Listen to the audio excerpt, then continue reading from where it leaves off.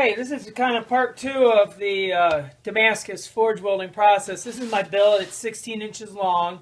I'm going to clean it up. I used to take these to the belt sander, but I found for this part, there's some irregularities in it. It's best to just hit it with the grinder, get it clean. You got to get all the scale off of it. We want lines kind of going this way, which the grinder will naturally do. I'll do both sides, and I'm going to cut. Go.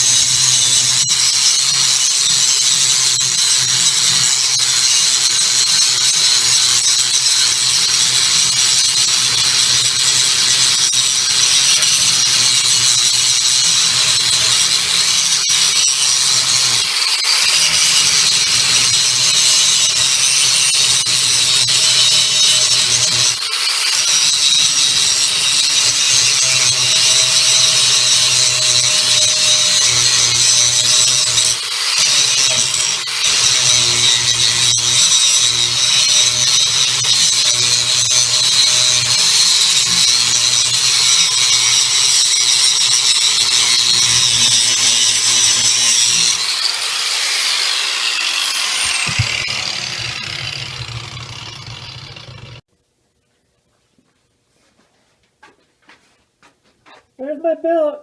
I did it with the grinder. I'm going to clean it up a little bit more with the belt sander now.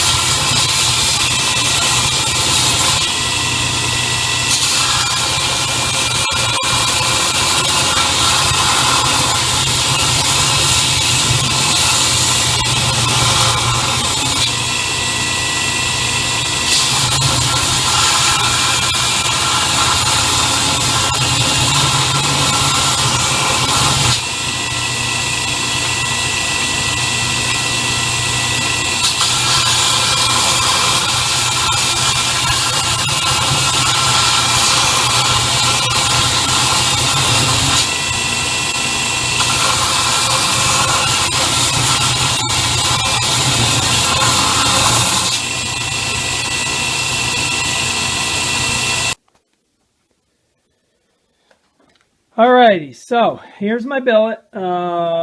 It's 16 inches long. Down in here, you always get a little bit of grooves, and it looks not quite good enough to want to be using, so I'll just leave that like that. So I've cut this into four, well, I haven't cut it yet. I've marked it into 4 equal sections. They're about 3 3/4 inches long. I'm going to cut them now. I will take each piece to the grinder, just make sure I've got it really good and prepped. I can't emphasize enough that shortcuts in the phase of billet prep before you weld are the #1 reason that people get bad welds or failure of welds. So stay tuned. You see how I do this with a 4.5 inch angle grinder. Safety, glasses, hearing protection, and a respirator.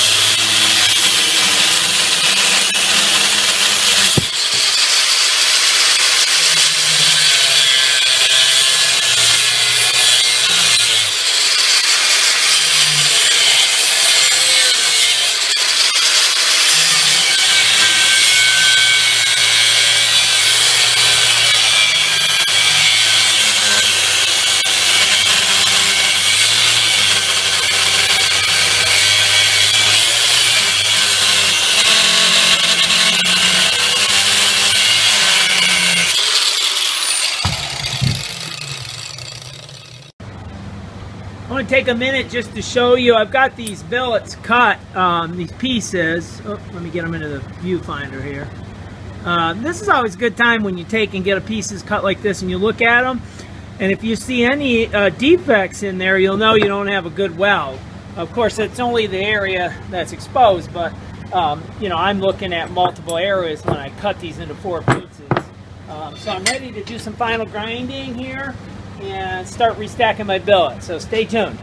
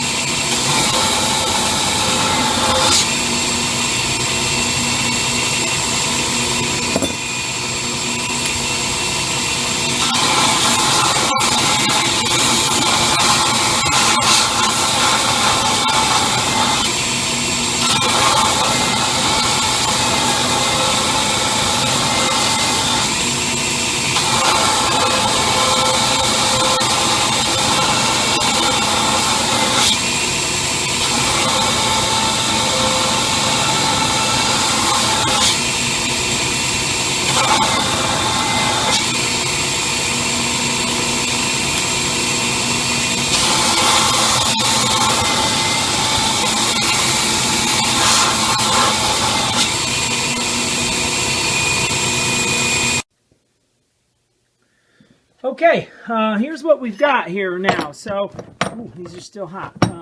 So these are my 4 initial billets that came off, or initial pieces that came off of the billet I did in part 1.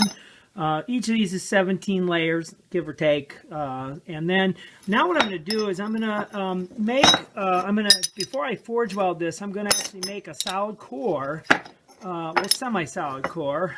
There's going to be 3 inner layers of 15 and 20. Then one on each side of 1084, okay, if that's showing there. This is going to go over here on this billet, right like that, okay? Ooh, it's hot.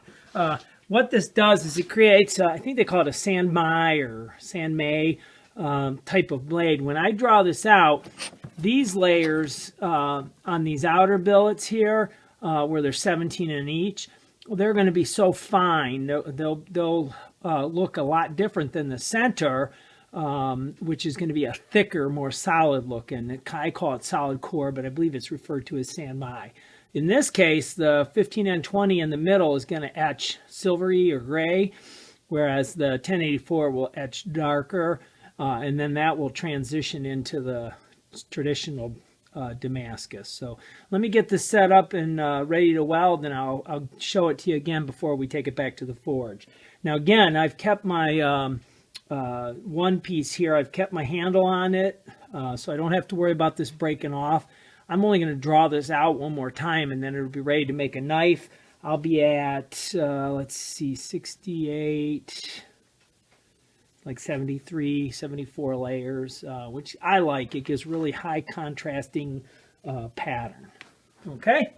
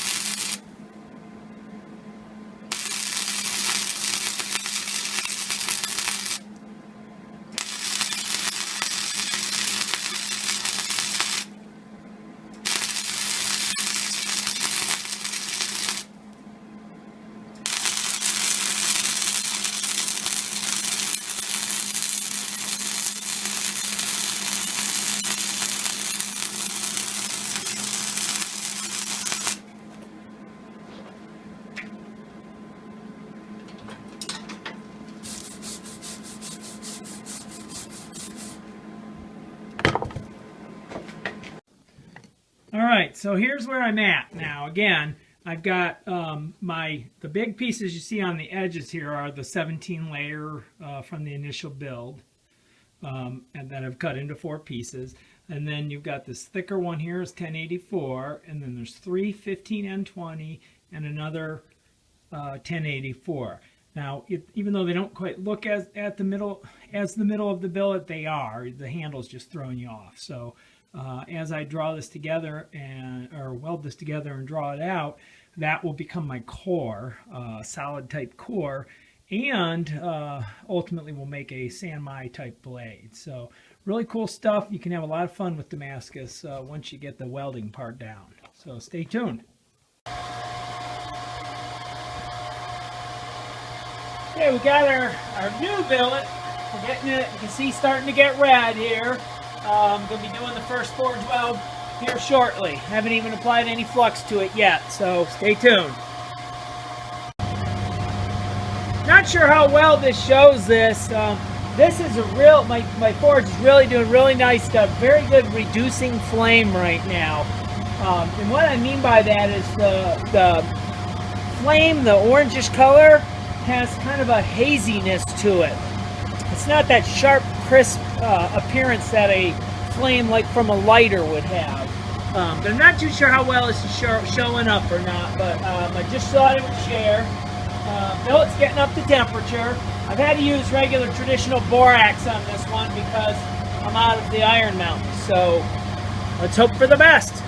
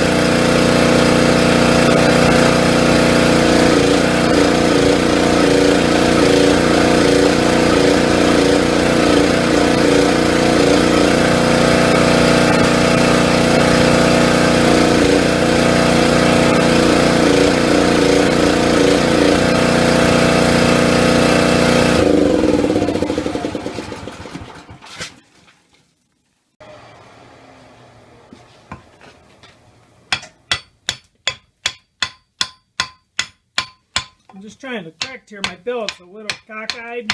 I don't want to get shear when I start squeezing it sideways. So sometimes bringing it to the anvil, kind of doing this a little bit like this helps to just kind of settle it back down. Because when I start doing my sideways compression to maintain the width, I don't want to end up having my pieces shear, and you can do that, especially early in a forge weld. This is only a couple heats in. Well, that's pretty good now. I think I might be able to salvage it. This is the tricky part, is knowing when to not push things. So that's looking pretty good, I think. Let me heat it back up, and I'll take it back to the press.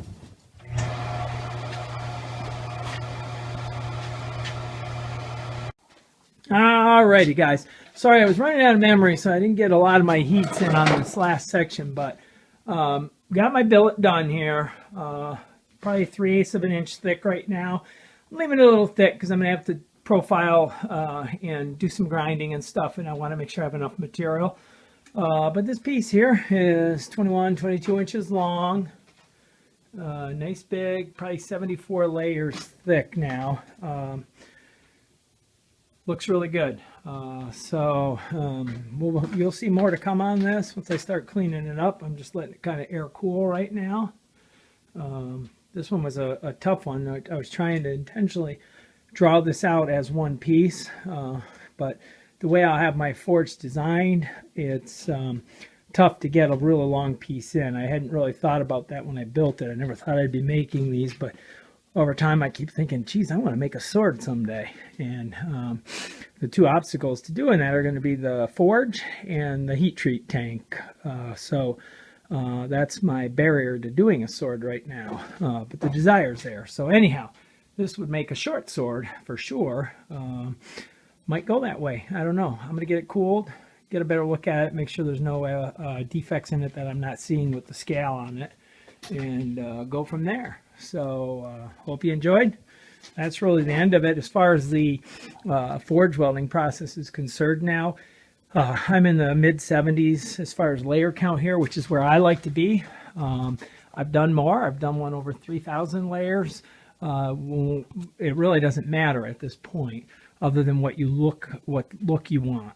The process is the same. If I wanted to add layer counts here, I'd get this cleaned up, I'd get it cut, restacked, MIG weld in place, back to the forge.